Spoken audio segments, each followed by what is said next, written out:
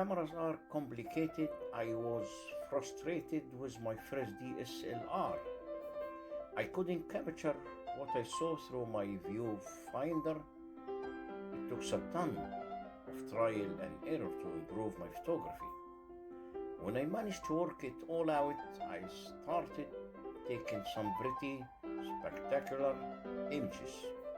This photography for beginners guide will share with you everything that I've learned from my mistakes. How do cameras work? As beginner photographers, we tend to be visual learners, and it's my job to make beginners photography as easy as possible for you.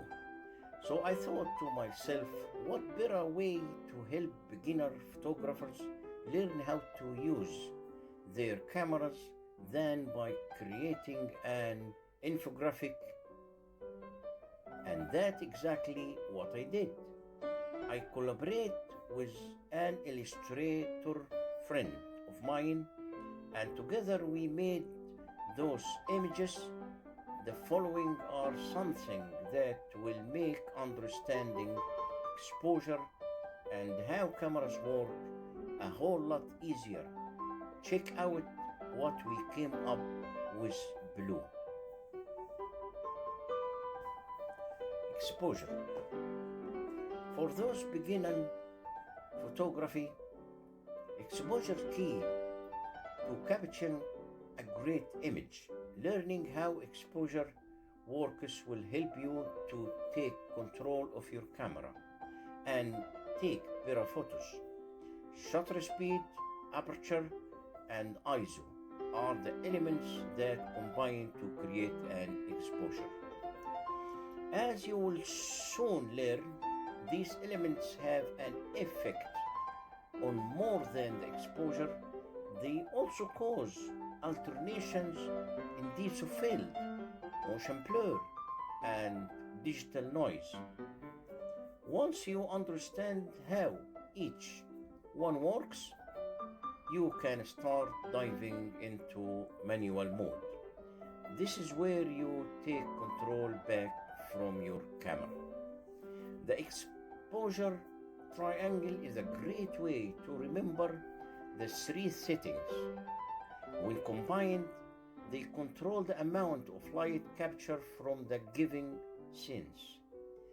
This will help you to understand that changing one setting will need a change in the others. That is, if you are photographing the same scenes with the same exact lighting conditions. Read here for all the information you need on the exposure triangle. Aperture. Exposure happens in 3 steps. We will start with the aperture. This is the hole inside the lens through which the light passes. It's similar to the pupil of your eye. The wider the aperture, the more light in the allowed in, and vice versa. Simple, not quite. As the aperture widens, the F number gets lower and more light is allowed into the camera. This is great for low light, but be aware that is going to make the depth of field very shallow. This is not ideal when taking landscape photos. So this is a short summary, but I go into full details about that in this post.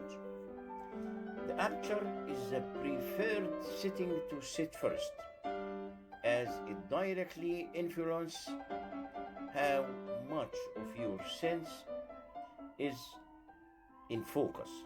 But if you are looking to create motion blur, then it's second to the shutter speed. Exposure will be much easier if you can memorize the f-stop scale. The scale is as follows: If number 1.4, if number 2, 2.8, 4, 5.6, 8, 11, 16, and if number 22.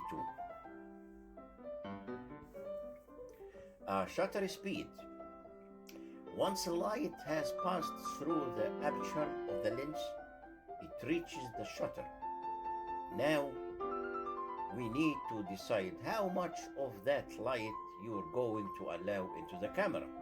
Ordinarily, you only want a very small fraction of the second.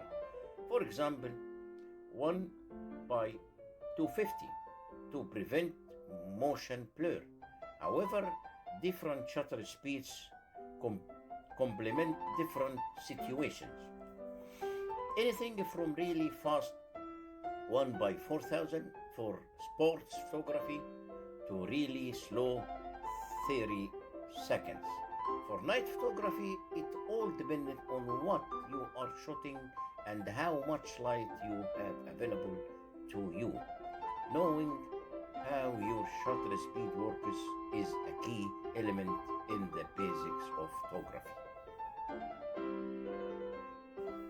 ISO. Once the light has passed through the aperture and been filtrated by the shutter speed, it reaches the sensor.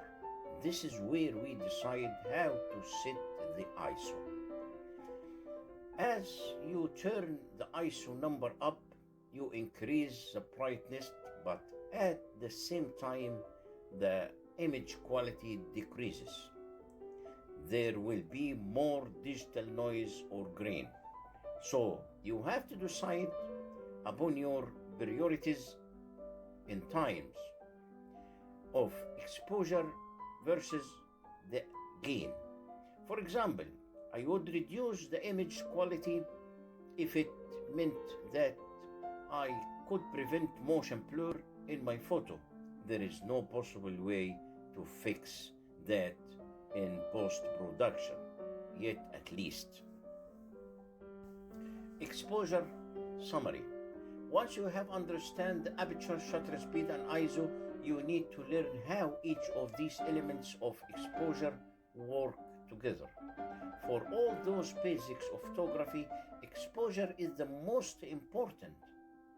If you don't have this down, composition and framing become a moot point in beginner photography. In this post, you will learn about the stop-based system for measuring exposure, and you will also learn how to prioritize the aperture, shutter speed, and ISO for the best photo.